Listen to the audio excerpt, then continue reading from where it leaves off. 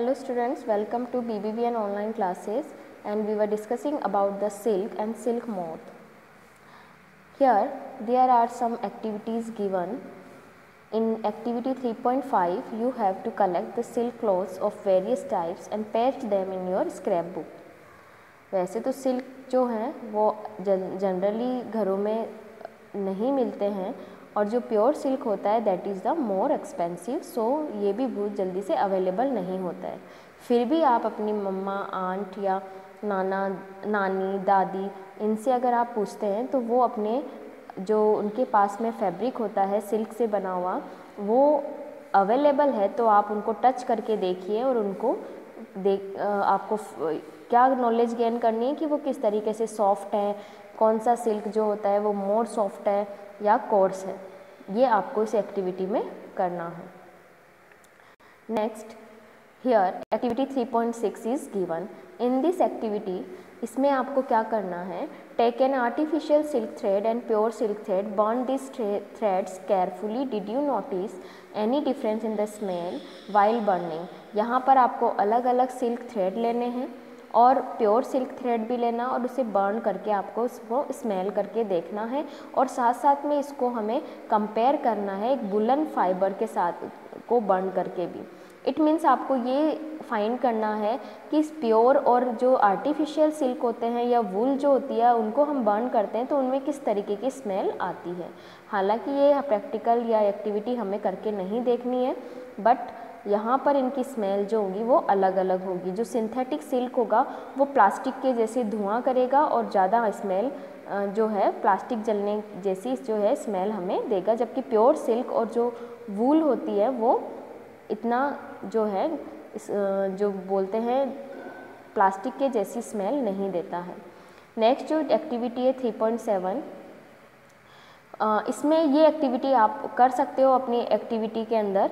यहाँ आपको क्या करना है, you have to make the diagram of the all the stages of the life history of the silk moth. और इसमें आपको क्या करना है, आपको जो सिल्क मोथ है उनकी जो लाइफ की डिफरेंट स्टेजेस हैं उनको ड्रॉ करना है और उनके बारे में आपको लिखना भी है। जो जिस तरीके से अभी हमने नेक्स्ट पिछले वीडियो में पढ़ा था, जो लाइफ साइकिल पढ़ी थी हमने सिल्क मोथ की, तब हमने उसमें ABCDE जो 7 पिक्चर्स देखी थी, उन्हीं पिक्चर्स को आपको ड्रॉ करना है। नेक्स्ट, हियर जो आपको सिल्क वॉर्म है उसके बारे में ही बता रखा है कि इंडिया में मोस्टली जो वीमेंस है वो क्या करती हैं, वीमेन जो है इस सिल्क इंडस्ट्री से जुड़ी हुई है और वो अपना अर्निंग करती है और इस सिल्क जो रॉ फाइबर्स होता है सिल्क का उसको फैब्रिक में कन्वर्ट करने में हेल्प करती है। और सबसे ज़्यादा जो सिल्क था वो चाइना में बनाया जाता है और चाइना के बाद में ये इंडिया में भी प्रोड्यूस किया जाता है। एक चीज़ और आपको यहाँ पे याद रखनी है कि स्टार्टिंग में जो सिल्क मोथ था उसका डिस्कवरी चाइना में हुआ था। खूब सालों तक, वो सारे ईयर्स तक तो चाइना ने ये बात पूरे वर्ल्ड से छिपा के रखी थी कि जो सिल्क है वो किस तरीके से प्रोड्यूस किया जाता है। उन्होंने जो अपना सीक्रेट फार्मूला था या सिल्क मोथ के बारे में जो था वो लोगों के सामने जाहिर नहीं करा था। तो स्टार्टिंग में क्या था कि चाइना में ही सिल्क जो था वो प्रोड्यूस किया जाता था और ऑल ओवर द वर्ल्ड उसको पहुंचाया जाता था।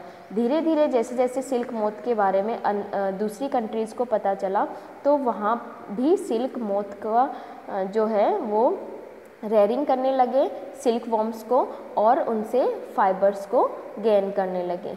अब आप लोगों ने पढ़ाई है कि किस तरीके से सिल्क फाइबर गेन किया जाता है। तो यहाँ पर सिल्क जो होते हैं वो एक बड़े से ग्राउंड में सिल्क मोथ को जो है रेयर करके या पाल कर उनसे गेन किया जाता है। और ये जो फार्म होता है उसमें बहुत सारे मलबरी ट्रीज़ को उगाया जाता है, ग्रो करवाया जाता है। मलबरी ट्रीज़ को ग्रो क्यों करवाया जाता है, क्योंकि आपको मैंने बताया था कि जो सिल्क वॉर्म होता है वो क्या करते हैं, मलबरी लीव्स को खाते हैं। जो सिल्क वॉर्म मलबरी लीव्स को खाता है इसीलिए ईट करता है, उन पर फीड करता है, इसीलिए जो मलबरी ट्रीज़ है वो वहाँ पर बहुत सारे ग्रो कराए जाते हैं। फिर सिल्क मोथ को जो एग हैं उन एग को वो क्या करते हैं, इन मलबरी लीव्स पर छोड़ देते हैं। फिर इन एग से जो लार्वा निकलता है उसी लार्वा को हम क्या बोलते हैं, कैटरपिलर या सिल्कवॉर्म बोलते हैं।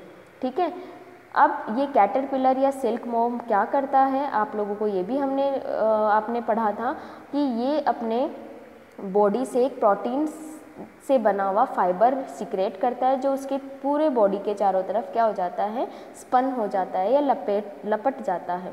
ठीक है, अब इन कोकून को क्या करते हैं, वो बॉइल्ड वाटर में, बड़े बड़े कंटेनर में पानी को थोड़ा सा बॉईल करके गर्म करके रखते हैं और इन कोकून्स को उन मलबरी लीव से इकट्ठा कर उन्हें इन बॉइल्ड वाटर में डाल देते हैं, जिससे उसके अंदर का जो प्यूपा होता है वो डाई हो जाता है और वो सिल्क मोथ में कन्वर्ट नहीं होता, और इसके ऊपर का जो ये फाइबर होता है वो उनसे सेपरेट कर लिया जाता है। इसके अलावा हमने ये भी पढ़ा था कि जो सिल्क मोथ होते हैं वो अलग अलग वैरायटी के होते हैं और उनसे मिलने वाला सिल्क भी अलग अलग वैरायटी का होता है, और इसी बेसिस पर हमने उनके नाम दिए थे, जैसे कि टसर सिल्क, मूंगा सिल्क, कोसा silk and mulberry silk etcetera. ठीक है, तो ये हमारा यहाँ पर आज चैप्टर कंप्लीट होता है। नेक्स्ट हम बात करेंगे हमारे नेक्स्ट वीडियो में। Thank you.